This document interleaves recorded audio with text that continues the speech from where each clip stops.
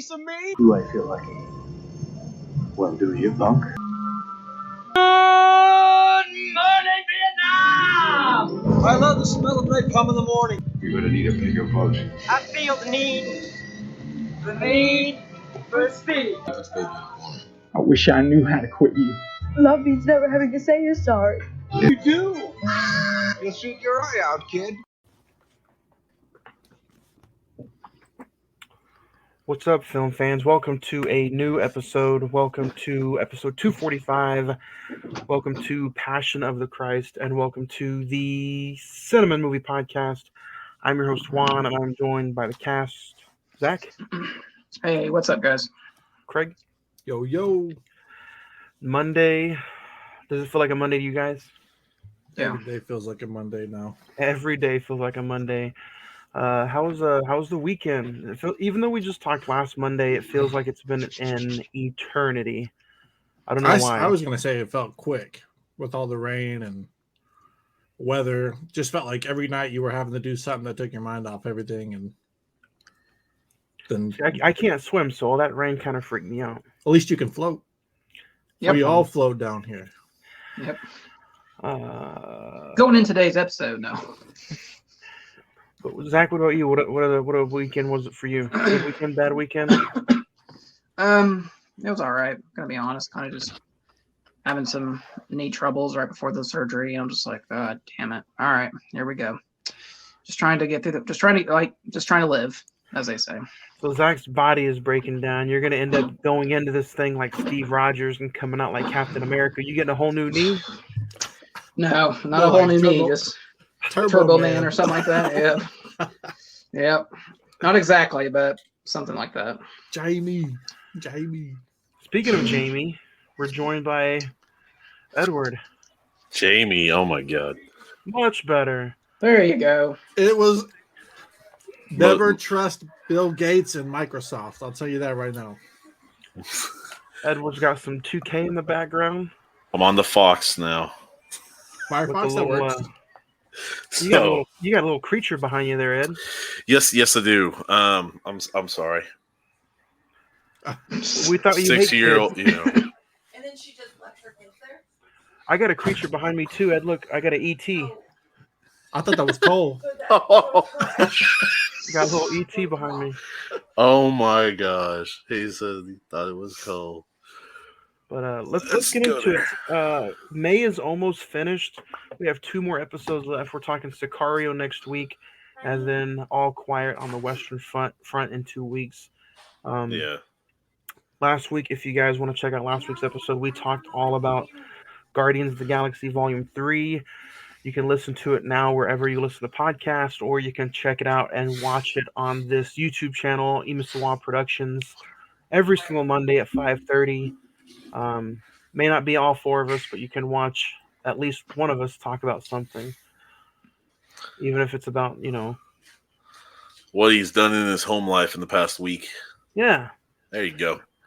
Social media, you guys can follow all the social media accounts. That's the fastest way to find all of our links to the episodes.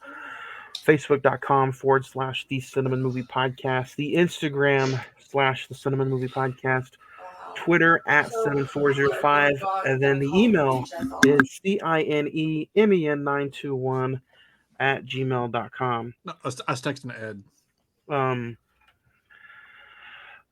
And then summer's coming right around the corner, guys. So I have some key events coming up that I'm trying to settle and do for this summer. Dead Center is coming back this summer. So I believe we're going to try to go and do Dead Center year number 2 at the end of June, I believe, or it's at the middle of June. So Dead Center year 2 is back for us. And then, I think we have some live events coming up in August and September. Good. So, Man. Live events coming up this fall. September, man. 5 years. Wake me up. Yep. Oh, no. Oh, yeah. Speaking of. What is that? Record. Is he It's the holding greatest a ping pong hits. channel? Do what? Is he holding a ping pong? Yes. That's weird. And I mean, they're all three dressed as reverends, so it says God's favorite band. So it's fitting for the episode. So, God's favorite band, and we're talking about God's favorite football team. You know, Dallas Cowboys schedule got released this past week. You know, Everybody's schedule did. We're like 12 weeks away from football season. If that was the case, I think they'd have another Super Bowl by now. They're getting one this year. You know, this season is I think this is the 30th celebration of their first Super Bowl championship in 1993. So that's what they're waiting for. They're waiting for this 2023 season. Hey, you know, if the Arlington Renegades can win the XFL, you know, Dallas is next. Let's dig into today's movie. We are talking about Passion of Christ. But before we get into Passion, anybody have any recent watches they want to kind of get off their chest and talk about before we get into the movie? I mean, considering where I'm going tomorrow, I am going to say that I've watched all of the 8 Harry Potters again. It's a refreshing, refreshing. But yeah, and that makes what 2,000th viewing of these movies. Baker's dozen plus. So somewhere around there. It's not the only dozen Bakers plus he can put down.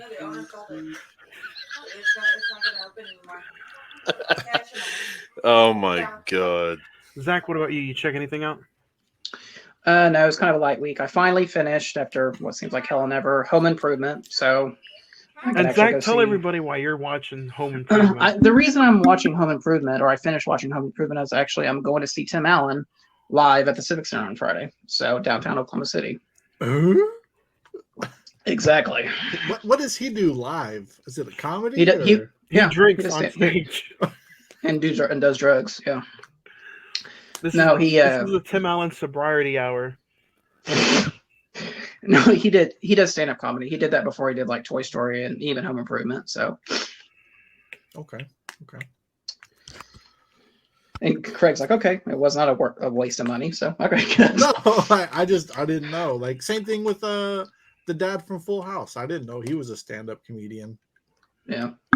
Are you gonna be pissed if I get a autograph with Buzz Lightyear? I mean, now that you bring it up, you might stop by and grab my Buzz. Get some Buzz. Grab your what? Get some memorabilia. At least I didn't say.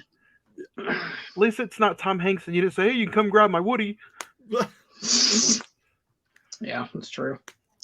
Hey, Andy's mom had Buzz and Woody too. Ryan Gosling was the best Buzz Lightyear Jesus. ever.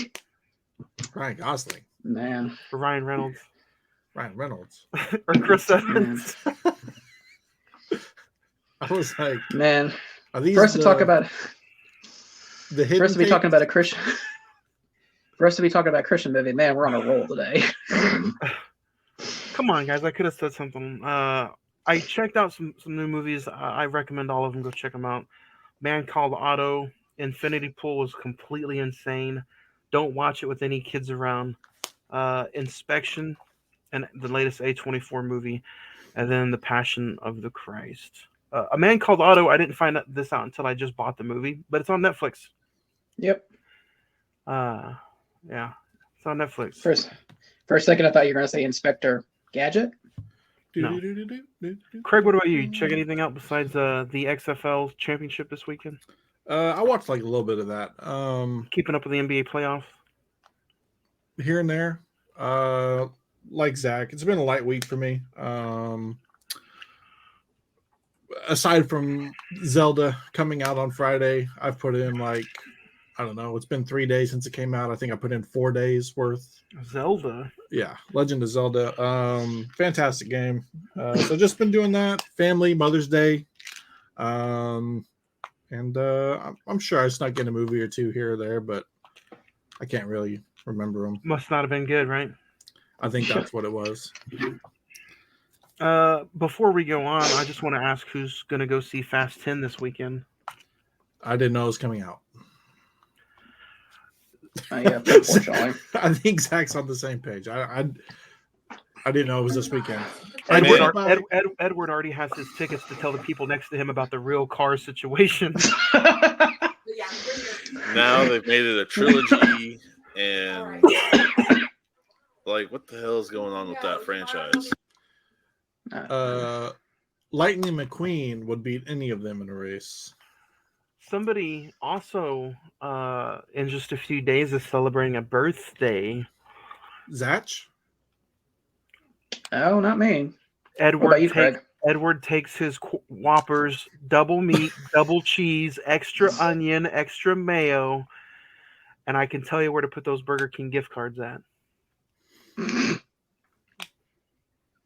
Right here.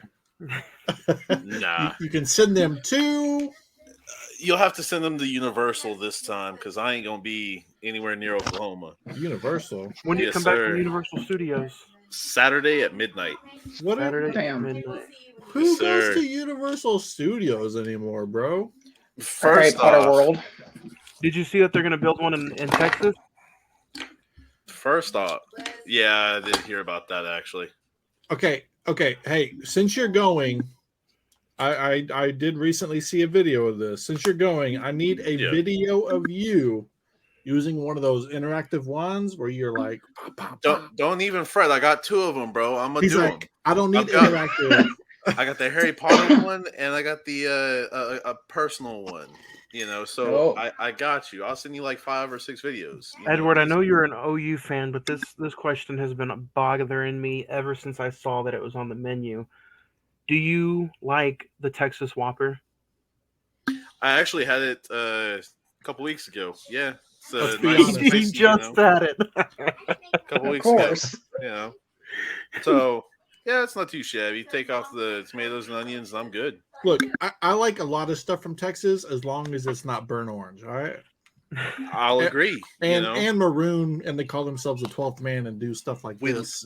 We love a lot of their players. They usually come through and get pretty good off of us. They come to the right side of the river. They do. Speaking of the 12th man, today we are talking about the Passion of the Christ. We're talking all about the Mel Gibson directed film.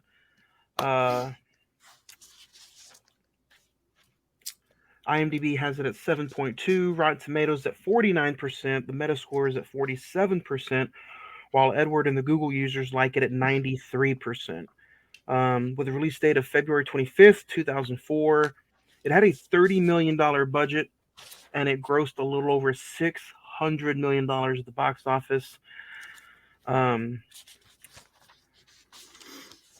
The final 12 hours in the life of Jesus on the day of his crucifixion in Jerusalem. Jerusalem. Starring Zach. Go ahead and let us know the top billed cast here for your pick. Craig's pick, technically. Jim Caviezel, Monica Bellucci, Maya Morgenstern, and Sergio Rubini. Those are the 4 that I can pronounce. So, and then Mel Gibson directed it, guys. As we usually go throughout the whole, whenever we're talking about an older movie, we'll go around and first time view, or have you guys seen it before, or what was it like revisiting it for this episode? Zach, we'll start with you. You see this in the theater? No, I did not see this in the theater. No, the first time I saw this was actually at a church viewing. I think after it hit like DVD or something, they had like a community showing it at the church I was going to at the time. I remember really being wordless. I just felt very numb after walking out of it. I remember my mom asking me, "Do you understand what all that was and the meaning behind it?" And so I haven't seen this movie in almost 20 years. It turns 20 next year. And I just, when you said you're going to do it for the show, I was like, all right, I guess we can go back and revisit that. And it was still a lot of the same feelings, emotions, and put it into perspective for you guys. Like I usually take notes. I couldn't take notes for this. I really couldn't, because it just felt like disrespectful while doing that. So I am kind of the. Let me put this in a different way. I've seen this like 3 times. Yesterday would probably be the 4th time.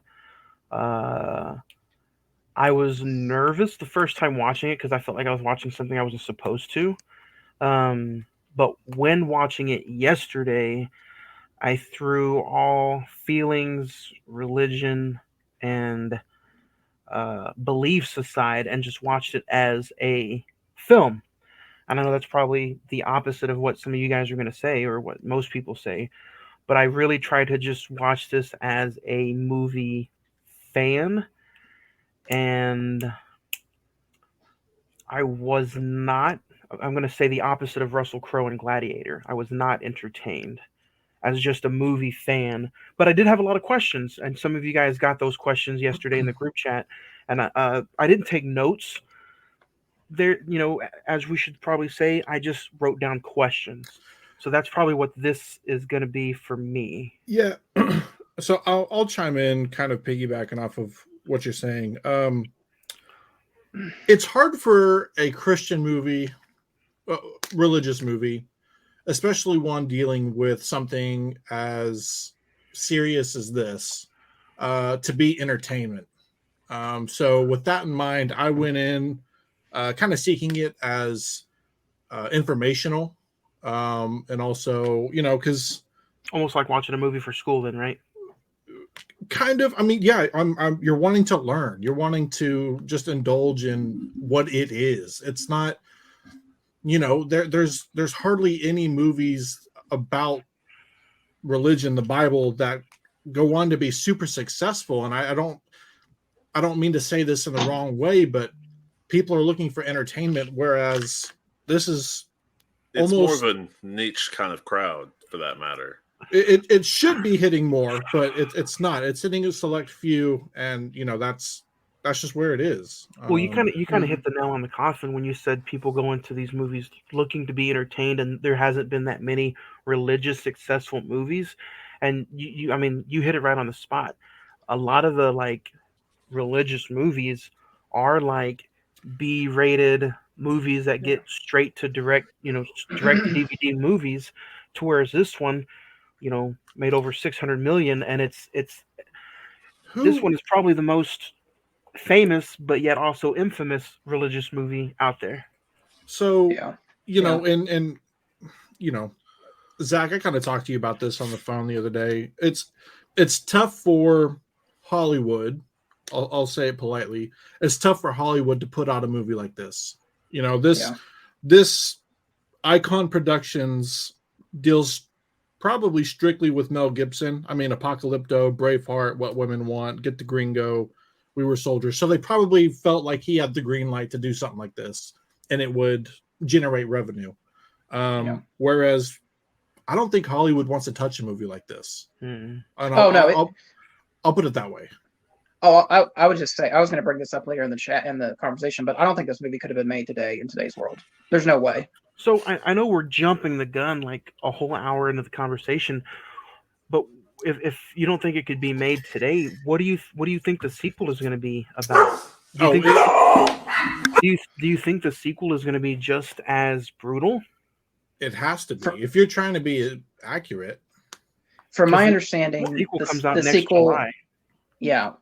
From what I understand, the sequel is about it's simply titled "The Passion of the Christ Resurrection," and it deals with, from my understanding, the 3 days leading up to his resurrection. It's kind of like the events that took place between him dying on the cross to when he comes back. So I don't think there shouldn't be there's no way it should be as graphic as this. Yeah, now that we talk about it, I'm thinking in terms of movies, like, oh, if the first one's like that. No, what happens, that is probably the peak of the most graphic stuff you're going to see in terms of this period that he's trying to put on film.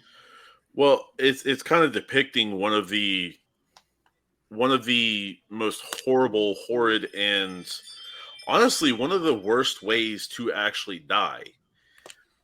I mean, crucifixion, like the other two guys who I think were like thieves or something like that. Thieves. Mhm. You know, they actually just gone and got crucified. Like they had one side of it. Yeah. He, on the other hand, you know, and if I'm And not mistaken, this was your first time watching it, right? this is my first Right. time fully throughout. I've watched it up until midway through the whipping scene. Same thing with you, Fred, before. right? No, yeah, this was first time ever, and I think it hits me personally. It hit a little bit different with me being of this age. You know, Zach, you said you went and saw it in church. I had that same opportunity with my mom. She asked me if I wanted to go see it, and I said no because you know she was like, it is fairly graphic, and you know if I went into it then, I don't think I would have had the full understanding of what it actually meant or what he was actually trying to represent. You know, and I actually went through and I'm reading Mark as it stands to kind of Okay. you know, personally, and you know it kind of lined up with this movie to kind of get a grasp of how it was being depicted on film compared to the actual Bible. So it does. So in that book of the Bible, it does talk about this to an It- extent, or kind of it- fully, or Does talk about it. It doesn't hit how brutally beaten he is prior. okay. Because I mean, apparently there are documents out there that Yeah. have survived that are like some actual witnesses, eyewitness accounts of it. I don't fully know. This is just some of the stuff that I've looked into, and you know, like the whips, those were literally like small nails or thorns They're or like whatever hooks. Yeah. that literally would rip flesh. And I Yeah. mean, as you've seen when he did the desk at first and then pulled it, and he's like, you know, brushing his desk off, like wood's a heck of a lot harder than our flesh, man. Yeah. And that right there is kind of what signifies, because the first objects were like what, just strips of sticks, basically. Like twigs. And I'm sure that hurt decently Oh, yeah, for enough. sure. You know, it wouldn't be fun to take a beating from those. But then they ramped it up after he stood up and showed, you know, okay, I've still got strength. They ramped it up to like 20 levels higher, in just insane amount of torture and pain, for that matter.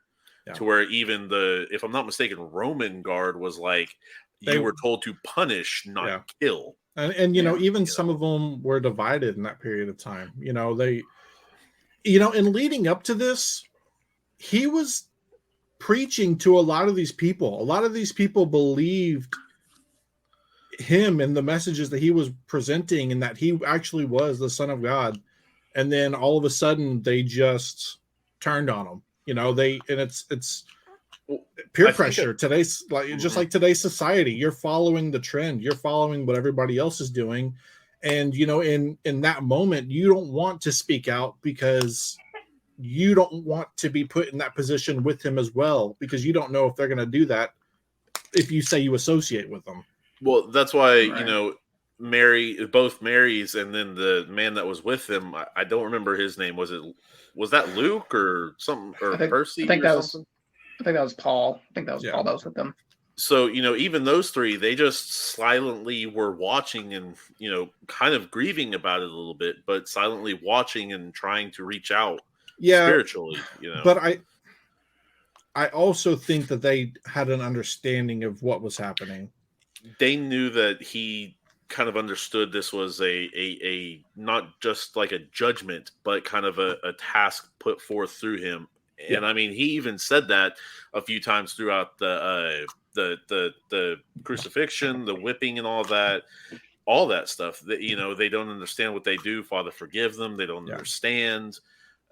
This is my, like, I think right before he actually started, or they started, he said, "My heart is ready, Father. My heart is ready," you know, and stuff like that. So it's insane to think, like, all right, well, so this is going to suck, but I'm ready. Yeah. You know? So let's just kind of go back to the beginning, because I wanted to answer a question that Johnny had yesterday.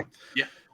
So in the beginning, Jesus, or Yeshua is crying in the forest because he is being spoken to, and God's telling him what is going to come. And so he's crying out, and the reason he gets so upset with the three who are there is he's asking them to keep watch while he goes and prays. And he comes back, and in the Bible, they actually talk about him going back 3 times. And he's like, you were asleep when you were supposed to keep watch. That's one time, second time, third time, etc.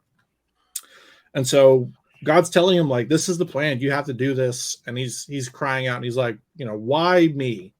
Out of everybody, can't this be passed on to somebody else? I'm your son. Why are you having to do it to me? And so that's why he's crying. And then while he's doing that, that's when the devil, which is played by a woman, but I also explained this to Johnny. Mel Gibson wanted to portray something that didn't seem natural. So the eyebrows were shaved, she was shaved, just didn't look like male nor female in the film. And so she's sitting there and she's tempting him. She's like, you don't have to do this. Who is this that you're speaking to? And that's basically what he's trying to prevent is, her from being able to tempt everybody. She's tempting him into sin. And that's what this whole movie, this whole book story is based off of. Yeah. So that's, to answer your question, that's what it is. Yeah, and I had that written down in my question, or in my questions. I also had there's some really dark scenes about after you meet Mary, and then you have Judas is the one who they sells him out. Yeah. You have so many. I think I only counted a few, but like the demon CGI scenes almost where the demon turns around and kind of have a little jump scare in between. I thought some of those were like pretty freaky. What did you guys think of the flashbacks of him like in his carpenter days and pretty much before all this stuff was going on? I liked Mel Gibson's direction of this. I thought was well done. Looking at it as a film fan, the fact that he kind of sprinkles in like little flashbacks or memories, like when he's like carrying the cross through the city, it's just like, oh, this is one where he was preaching up on a hill, or this is one when he was talking to his mom while he was making a table. Breaking this bread is one, during the Passover. Yeah.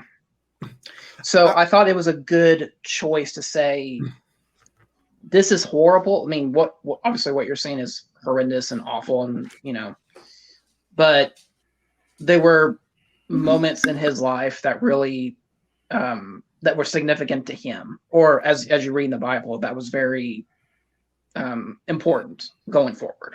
Yeah. And it's if religious or not, the story really tells the tale of, as you can look at it and say to yourself, like, as a person, yes, people are going to do you wrong time and time again. I mean, he tells, I think it's Peter, you're going to deny me 3 times before the rooster crows. And, he's like, I don't know this man, whenever he's being beaten.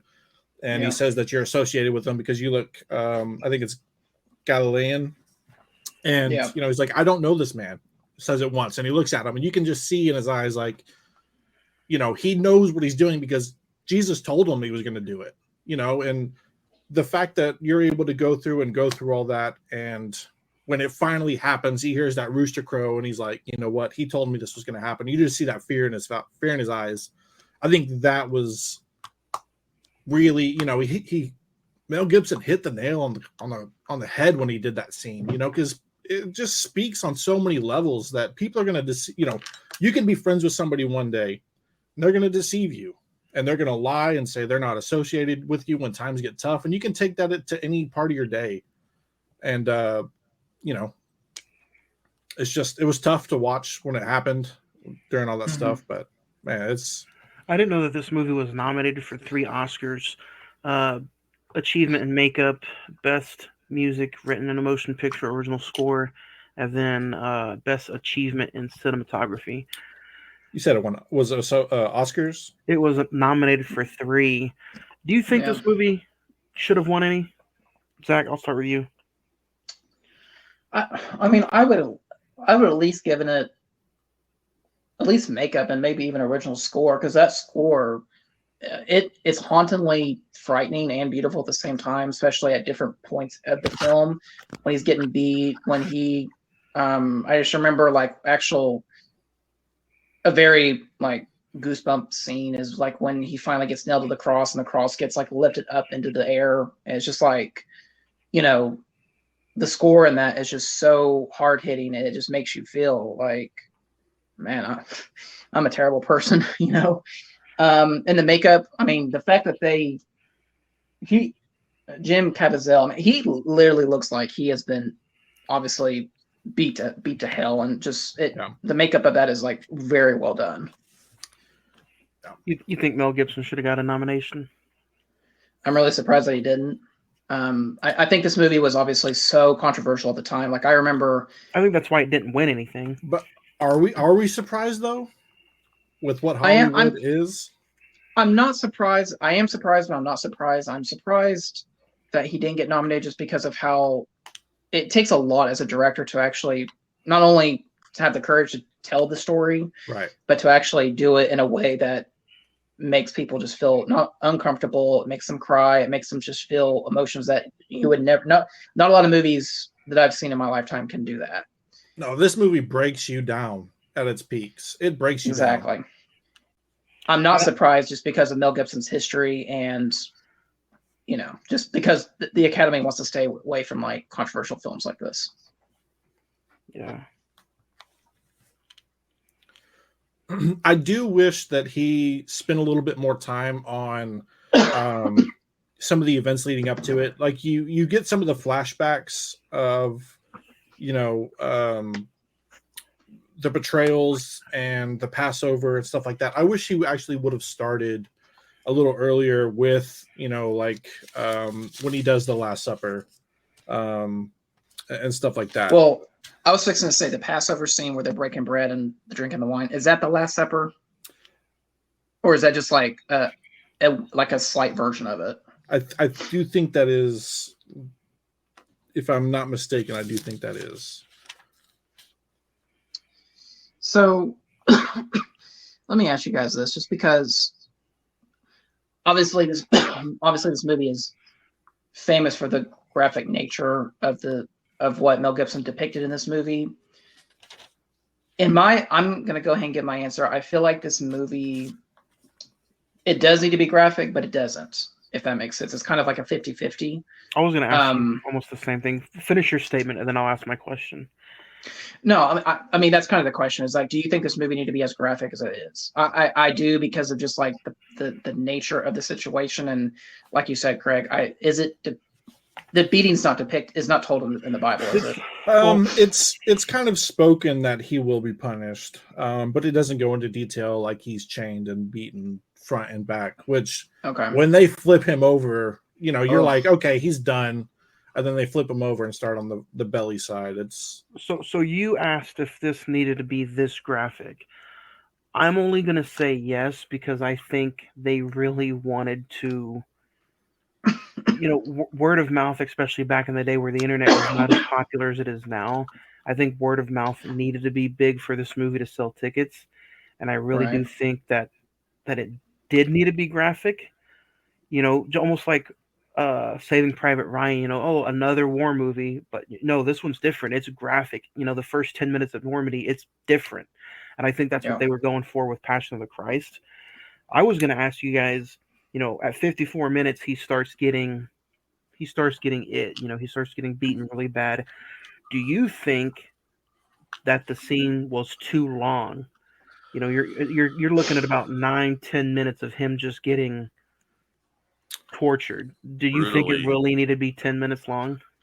I think the reason it was that long was just because to show the severity of it. Do I think it needed to? Not necessarily. I mean, don't get me wrong. Once they brought out the whips, that the whips, that was like 3 or 4 lashes from that thing was enough. And then you have the thing that had the hooks on the end that tore, you know. No, that's what I'm talking about. That's the whips that I'm talking about. Those are insane. Yeah. That's some horrible stuff. Like I said, for how non-existent they talk about the actual beating part in the Bible, for him to come out and do that, I think his purpose in doing so was to shock people who thought they knew what the crucifixion of Jesus was. Yeah. And I think it's I would- to really drive in the idea that he went through, like you said, Zach, hell in Hell on order earth. to do this for us. What do you Yeah. think about right before that scene, right before he gets beaten? You have the Barbas scene where they release him and they let him go, and they're the guy who's making the ruling, making the trials, like He doesn't want to do it. right. Yeah. Well, I think you have to look at that in two different eyes. One eye is a modern and one is an ancient. So the one eye that's modern is like some dude who is kind of crazy and is religious to an extreme extent versus some murder. I think the crazy dude's just going to be fine. He might have some people that are cool with him, but whatever. Yeah. He thinks he's some messiah, whatever. Yeah. To where the ancient eyes, that was a huge thing back in those days. That I mean, Right. You're claiming to be a messiah. It's not necessarily that people think you're just crazy or something, but some people will think, and it grows and grows and grows and grows. Yeah. And I mean, today it'd be kind of just look like dude's on something. But at the same time, you can watch that and you can be like, man, people are truly evil. But at the same time, it's how forced were some of these people's feelings in order for it to occur. You know what I mean? If there's divine intervention for this to actually happen so that our sins can be paid for, he goes through the most grueling crucifixion of all time, the most grueling death of all time. And, it's like, yes, these people were angry. And yes, these people were like, oh, let's follow along because they're saying this. And, it's group interaction. One person tells another, and the group gets bigger, gets bigger, gets bigger, gets bigger. Those people were truly just evil, laughing at him. And, whenever he is getting beaten, they are getting divisive. People choose to, guy puts the sponge on the spear to give him a drink right before he takes his last breath. So some people did feel guilt during that time, but they still went along with it. So, it's just like that was my question during this movie was, how much of it was people's real intentions and how much of it was crowd and divine intervention. Like if God's making it happen and he's making him get crucified, like how much of that was it? What do you guys think of the pointing of the fingers that Mel Gibson wanted to make this movie to make the people, how can I put this without sounding? Mel Gibson wanted to make this so hardcore as far as like what they did to him just to get his point across from, the people who were doing the actual crucifixion. I mean, don't get me wrong, it wasn't necessarily rainbow fun and, it was something hardcore because, I mean, you've got to think, in history, I mean, even not even 100 years ago, there have been times that it's like he made the movie it's like he made the movie just not only to get his point across, but to just show how almost evil those people were that did that to him. Sometimes it's there is two sides to this movie. You can watch it and you can be like, man, I can't believe. You say I can't believe kind of two ways when you watch this. Like, I can't believe they would do this. And then after you watch it and everything's done, you're like, I can't believe he would do this. You know what I mean? Like somebody would actually go through that entire process. Like he is in Mel Gibson? No, like no, Jesus. Jesus. Okay. Yeah. Like, well, I mean, mine is the more be able to go through, you know what I mean? And I get the premises behind it and I get the character as well as, the real the real person, but you got to think there would probably be nobody alive today that could go through three-quarters of that. No, they would, at all. Like the beating would be it. They would never leave that stump. I think I was about to say, I think the first part of it, a lot of people could go through that, but the second part with the whips, that's a whole nother level that I don't think very many would survive more than maybe 10, 15 lashes, truthfully. Yeah. Let alone I mean, just by loss of blood. I mean, obviously your body would go into a shock at a certain period of time, and you wouldn't be able to feel most of it. But just loss of blood. Well, and that's not and that's not even taking consideration. The beating alone. It's like I think what you said, Johnny, about 10, 15 minutes, and then him carrying the cross, which is like in retrospect, like in comparison, it'd be like me walking to OCCC at least, maybe in distance wise. Yeah, and it was a not good only mile and a half. Yeah.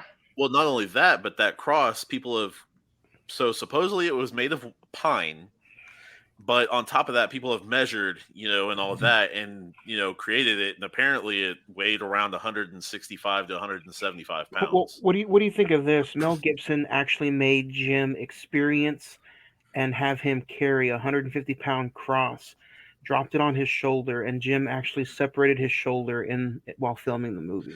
Mel Gibson made him go through that. Yeah, it makes sense. I don't know about the dropping thing. That would suck. Like, I could understand kind of putting yourself a little bit more in that position by trying to carry it, but the dropping thing, that sucks. I don't know. But dang, man. I really wanted to go and see kind of behind the scenes with all this. I'd seen like an interview with Mel Gibson and the guy who played Jesus. Was his name Jim? Yeah, Jim Caviezel. Yeah, I had seen an interview a long time ago, but this was before I had seen the movie. Again, I don't think I ever would have fully understood the gravity of this film 10 years ago. It's crazy on that. But well, go ahead. So the priests throughout, are talking about how, like, he said that take down the take down the church, I think is what they used, and then rebuild it within 3 days. Well, yeah, if I'm not mistaken. Jesus said he could do that. He's like, I am the Son of Man. I could tear down this church and have it rebuilt in 3 days with no hands. And the funny thing is, like, throughout the story is that once he actually does pass, maybe it was right before. It was one of the two. It was after his last passes breath. All of the temple cracks. Yeah, that, and I mean, so much happens after that. And the only ones that aren't kind of running are both Mary, the people who believed and the people who knew. Yeah. What was going on, and they're going up, and they're, I think Mother Mary, for that matter, gone ahead and kissed his feet, and had his blood on her and all that, but kissed his feet one last time, and kind of got to leave his side, and eventually they cut him down. Is there anything in the Bible? Because I haven't seen this movie in 20 years, but was there anything in the Bible about him like healing a soldier, like one of the soldiers' ears got ripped off? Okay, and like he just touched it and it just reappeared. Okay. Yeah, I could probably find it. I have it right here, but I didn't know if that was done for like dramatic purposes or was that like something directly from the Bible. About it. Even through, he knew that people were going to deny him. He knew that he was going to go through with this process, and even still, he was, don't treat others as he would always treat them, whether they were against him or for him. And those are the little details that when you watch this, you're like, man, this dude really was all about just treating people. What do you, kindness? Of course we know how the ending goes. You guys just hit it on the head with the crucifixion and then the earth shattering scenes at the end. What do you guys think the legacy of this film is going to be with the 20th anniversary looming next year, the sequel coming out next year, and then I've read that Mel Gibson wants to do this in a re-release. You think it's going to make more money? You think people this day and age is going to go see it again? I would hope so. I don't truly know the heart of a lot of people, but it feels like in this day and age, I think it'll have its the next audience. movie. It'll have its audience. I don't think it'll hit 600 million. No. Hopefully, with it coming out, people might go back and revisit The Passion of Christ. I do think that this movie, you sit there and you look at some other books based on the Bible, and they're nowhere near the quality of this. And that's the thing. Like you talked about it earlier, Craig. It's just like brick. the rest of these Christian movies, and I don't mean to sound terrible or anything, but they're just bad. You know, it's just like they're. I'm not gonna say Low they're in it to make production. money. They're low production. It's just like they don't take the time. Yeah. And like that. Well, Like what was the? You talking about like movies like Courageous? It's not just the Yeah, time. Fireproof. Yeah. It's essentially movies are bets. They're gambles. You have Yeah. to present them to production companies, and they have to say, okay, we think this movie is going to make this much money. And so they go off of a percentage of that, and that's what they give you to make the movie. So if you go to a production company and they're like, this movie's only going to make 30 million, here's 5 million to make the movie. Of course, you're not going to be able to get the best actors, the best equipment, the best makeup, et cetera, et cetera. And that's why I think this movie was able to succeed, is because Mel Gibson had the people back him. And, you know, he only had 30 million and it made over 600 million. So you're asking yourself, why isn't there more movies like this? You know, it's in 2004 making 600 million. You're up there with Lord of the Rings. Yeah. Yeah. I mean, And I think this was like the same year. fourth. This was the fourth or fifth highest grossing film of the year. I just don't think 2004. there's that many directors willing to take that gamble on putting stuff like this in their movie. The gamble, or they don't want to have their name attached to it. I don't think they want to have their name attached to it because I think it's two things. One, I think anytime you make a Christian movie, and nowadays, I think you are going to be compared to Passion, regardless of if you're talking about Jesus or the crucifixion.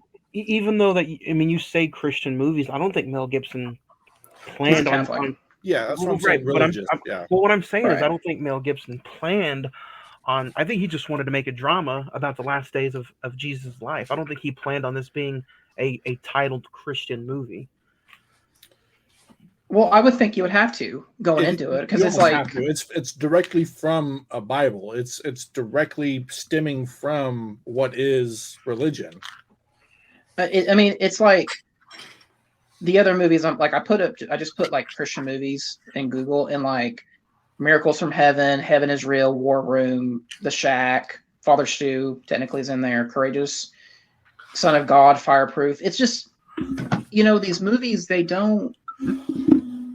I just don't know how to describe it. It's just one of those things. Just like you see Passion, where you know it was made with the utmost intentions of what Mel Gibson was trying to do. And then you look at these other ones, you're just like, yeah, it has nothing even to do with low budget. It just doesn't feel right, or it doesn't feel like real, if that makes sense. Yeah. Because I watched Left Behind with Nicolas Cage.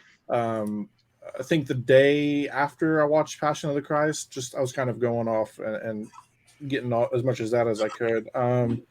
And, you know, like you said, it was low budget, even though it had, one of the quote unquote heartthrobs from the early 2000s in it.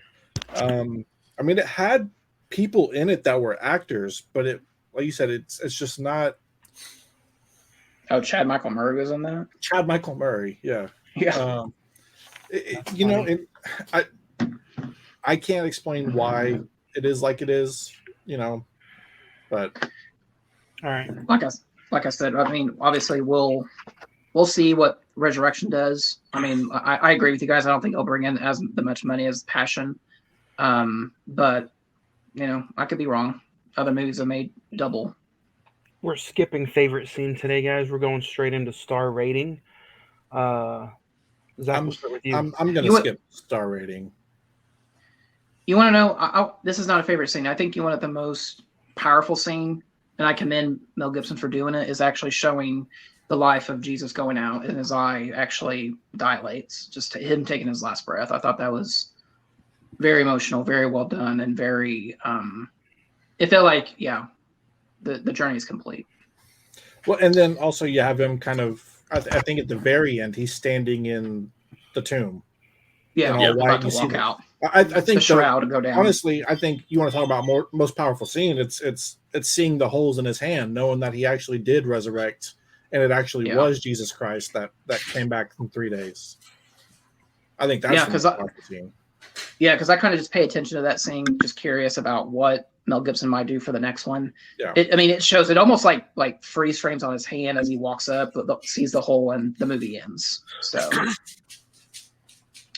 I'm going to be with Craig. I'm going to skip the star rating because it's just, you know, like I said, I haven't seen this movie in 20 years, and it's not a film that I just don't think you can actually grade it, to be honest. It's just I'll, something that, I'll say this movie made me cry uncontrollably more than I've probably ever cried in my entire life. This movie yeah, did stuff to me that I never thought I would do. I was crying, shaking.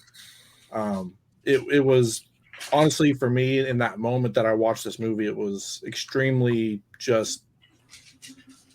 I didn't feel normal It's watching yeah, wild, it, isn't it? yeah, and so 'Cause literally, when I was 13 and I first seen this film for the first time, partially, like I said, about the time that they started using the thorn or nail or razor or whatever whips, I literally like that's the exact thing. Like I started crying and I couldn't watch anymore and I walked off.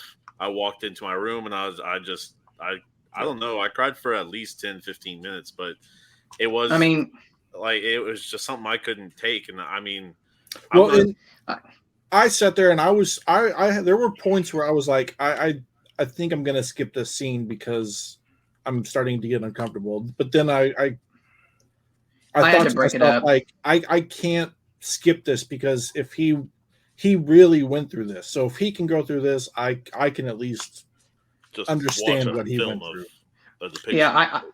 I had to break it up after the beating scene, and then they put the crown of thorns on his head. I was like, I gotta stop. I need a break from this. It just the people that went and saw this in the theater, I can't imagine walking out and just what you would think. Yeah, eating your popcorn. Yeah, Like just I feel like resurrection or whatever resurrected resurrection whatever he decides to call it might be a better one to go see. I think that one might be a little bit so since I better. haven't touched much on that, is this going to be another Mel Gibson project or Yeah, Yeah, yeah, yeah? he's directing it. Okay, I don't I think thought so, but I don't think he lets anybody. I say let. I don't think anybody would dare take To the touch that. second film I, from what he did. I was gonna put this in there. You imagine you said, could you imagine the people sitting in the theater eating this, watching this, eating their popcorn?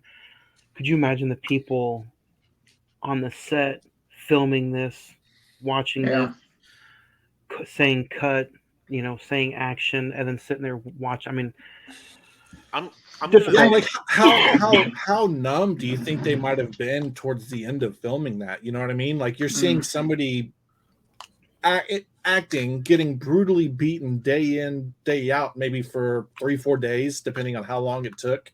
It's yeah, half the movie, so honestly, it probably took a little bit longer than that. But yeah, I mean, just to see somebody, they come out in makeup, and it's if they were a religious person at that time, seeing what they believe as Jesus Christ coming onto it, like that had to have been one of just like a surreal experience. Not like experience. you would Yeah, wake up every day and just probably not know how to feel.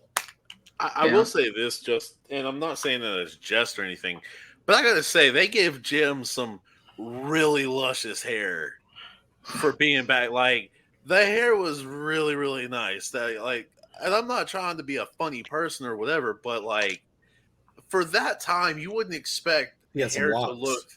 that yeah. like Looks like he's in a good. Pantene commercial. Yeah. Seriously, I mean, jeez, man. Yeah. I Um, Um. I was fairly close to doing a rewatch on this, just up until the actual crucifixion, just to kind of get like the feel of how everybody interacted with them and just the stuff leading up to it. But which is Yeah. yeah. I was. Now, Juan, are you and I, or are you not doing the rating at all? I don't care on either way. I'm just asking you because I mean I respect for both of them, but if you want to, I will. If you don't, I won't. So Next week, guys, we're talking Sicario, Monday, May 22nd. Back in the day, me and Edward talked the second one, Day of the Saldana. Next week, we're talking the second or the first one, Emily Blunt, Josh Brolin, uh, Mr. Del Toro. I think this is going to be a fun rewatch. I haven't seen it since me and the old Ed did the episode a few years ago. So, and this will be the first time I'm checking out the 4K Steelbook. So Oh. I'm excited for next week's rewatch for Sicario. Also you have who else is in there?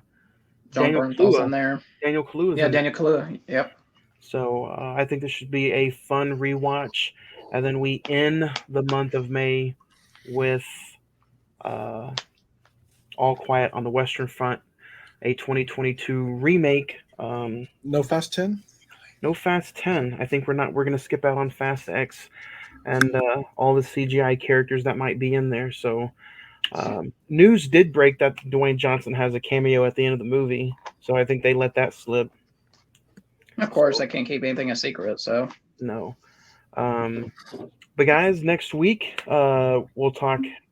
Are we doing mailbag? Sicario. Next week we will touch on the mailbag after the finger tips of this episode of Passion of the Christ. Well, you said a lot of people have been emailing in. I want to hear some of them. A lot of people have been emailing them. So, anything about last week's episode? Guardians of the Galaxy. Yeah, we got. I'll skim through some of the Guardians. I just, we always talk about people sending stuff in, and I feel like we haven't touched mail, and it has been a while since we've touched mail. Or so. Let me get to it. Mail time, mail time, mail time.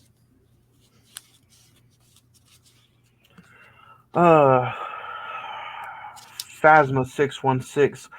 Guardians is probably the most overrated film I've seen of this 2023 year. 6 stars. Steven says, I can't believe you guys would come to the conclusion of a Passion of the Christ episode. Have never seen it, will never see it. That stuff does not need to be on TV. Gabriel says, one of my favorite movie theater moments growing up was when my family took me to go see Passion of the Christ. It was eye-opening and completely changed my young adulthood. 8 stars. Sanji69 says Guardians of the Galaxy Volume 3 was probably the best Marvel movie since Infinity War. I think it was also better than Endgame. 10 stars. Oh, wow. Natalie says I cannot wait for you guys to review Spider-Man Across the Spider-Verse. I got my ticket already. In your eyes, do you think this is the most important Spider-Man movie of them all thus far? This could essentially, if they wanted to take it and run with it, this could be the start of the trajectory for Spider-Man movies moving forward. If they wanted to, they didn't really take anything out of. I say that Marvel completely went multiverse after the first one, so we'll see. Long-awaited movie. Coco Chris says, I am actually atheist, but I watched this movie for your review, and I had a hard time sitting down and sitting all the way through each scene. I could not believe what Mel Gibson put on screen. It was my first time watching this movie, and even it made me shed a tear towards the end. How come something like this does not get seen more often today? Yeah. Because we have things like Sam Smith at the Grammys on TV. I think people don't want to pay attention to their emotions as much as they do, as well as religion is here and there with a lot. And people get very angry even to this day over different religions, whether you're Jewish or Christian or, Muslim or anything like that. But there's strong feelings. Everybody has the right to be able to indulge in what they want to indulge in. I mean, we have stuff for everybody. So to be able to say you don't believe that something should be out there is kind of hypocritical. This one's funny because, the subject matter we just got done talking about, and then what we're talking about next week. Kennedy says, "Are you guys going to do a top 5 drugs you want to try for Sicario next week?"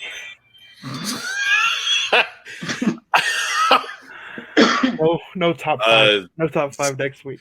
Zach will let you lead with that one. I mean, that's a very interesting offer, but no, I'm good. I think we'll skip that. I agree. And we'll end with this one. Quentin says, "Do you think Star-Lord will have his own movie, or where do you see him next in the MCU?" Disney Plus series, or he might show up in like I'm trying to think of what's coming out. If they do another Thor, maybe, which I don't think. I think Chris Hemsworth's done, but we'll see. Since Rocket died or almost died, you think he would be in like maybe? I don't know. I would probably say. I would agree with you, Zach. I think he's in the Disney Plus series. Yeah. Well, damn. Could have warned a brother for a second over there. Oh my God! I forgot you haven't seen it. Which one? What? I haven't seen Guardians 3 yet. Wait, I don't know what you're talking about. Yeah, I don't know what you're talking about either. About a.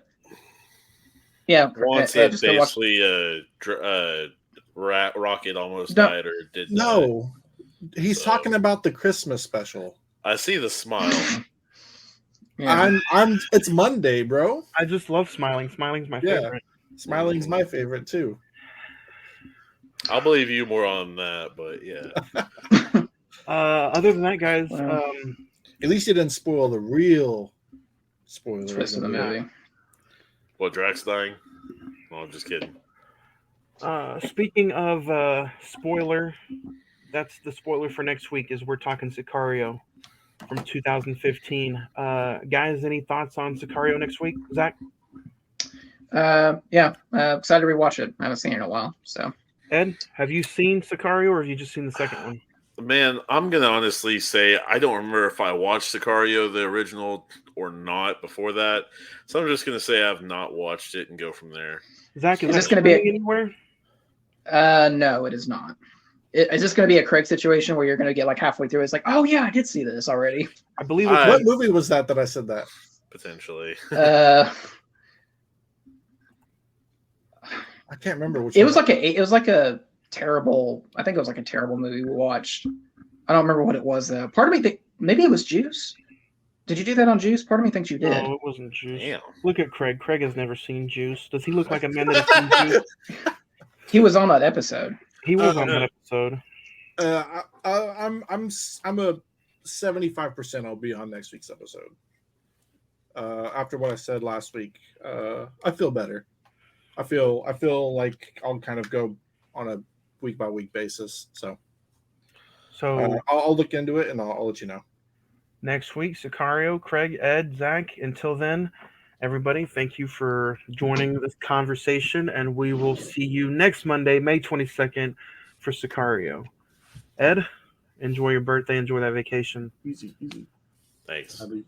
See y'all next week. Later. Bye.